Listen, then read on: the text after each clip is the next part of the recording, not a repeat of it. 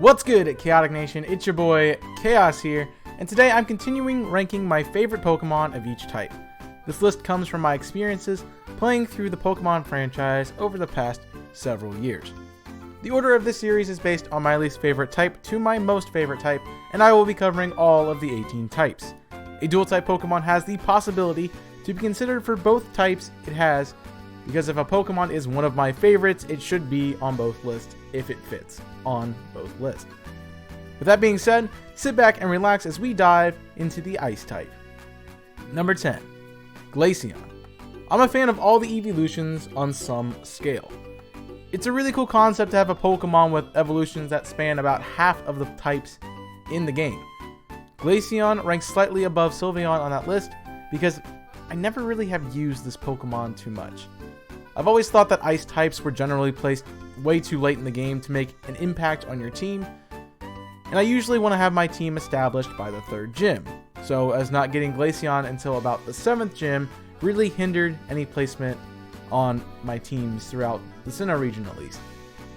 The Pokemon doesn't offer much in battle since it's weak to several typings, but I do really enjoy the design and concept of this Pokemon. I just want to be able to use it earlier on in a Pokemon game. Number 9, Walrate.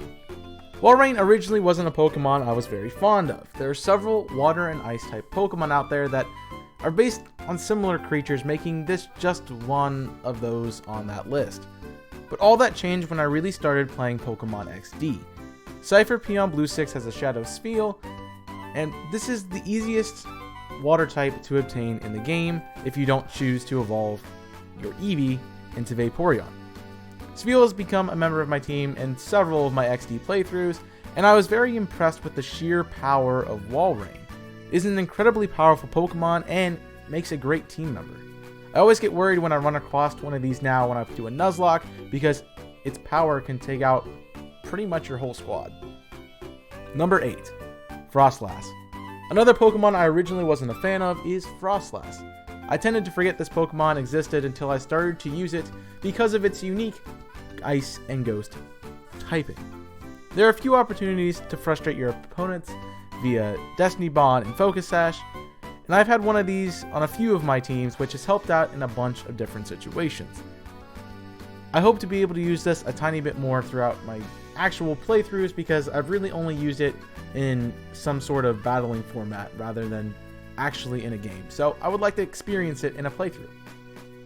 Number 7, Weavile.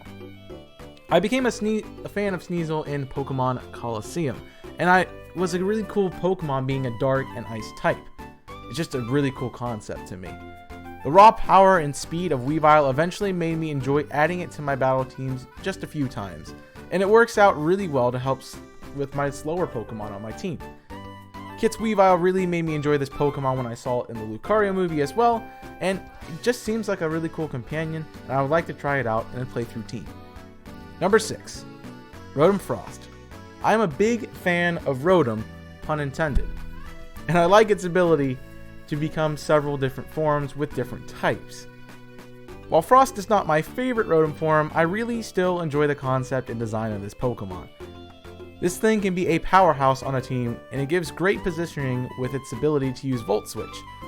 If you watch the My Gym series, you know that I've included the Rotom forms in about every gym I could, spanning all of the typings that it has. It's a really cool Pokemon with a great concept, and it makes me really enjoy this Pokemon. I'm not a big fan of inanimate object Pokemon, but for some reason Rotom just does it for me. Number 5, Abomasnow.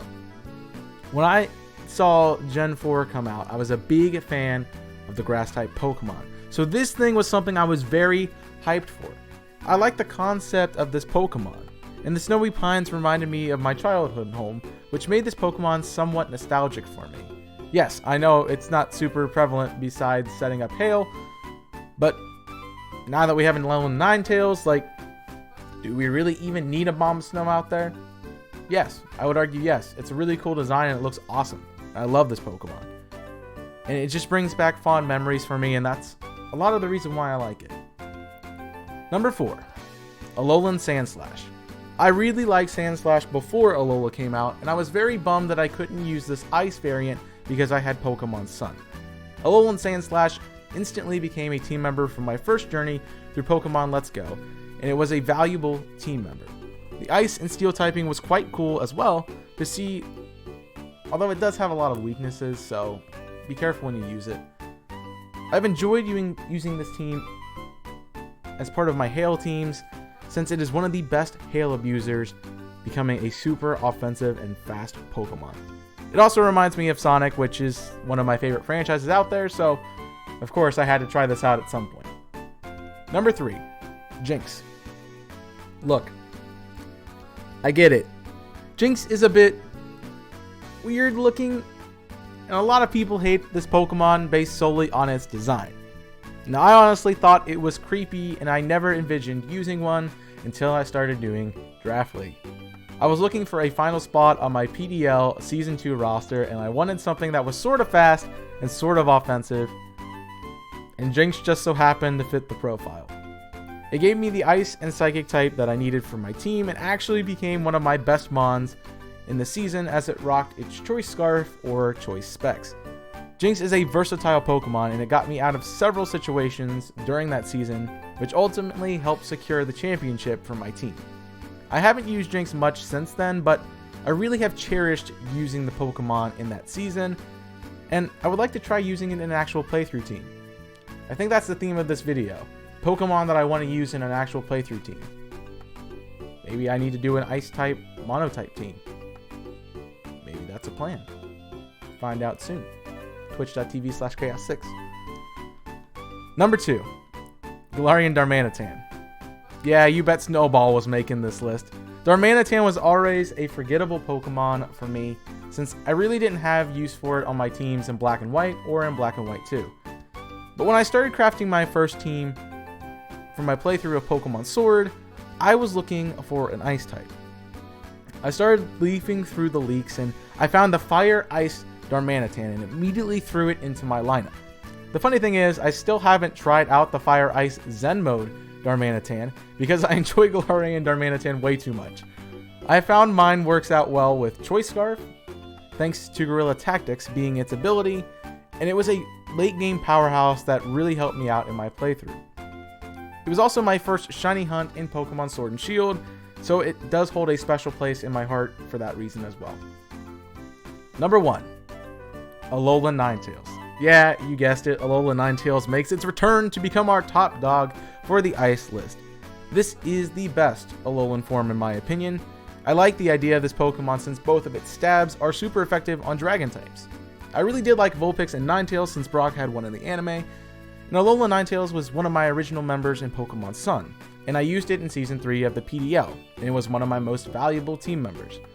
Aurora Veil is one of the great and interesting strategies using this Pokemon, and since it has, Snow Warning as its ability, it basically gets it set up for free.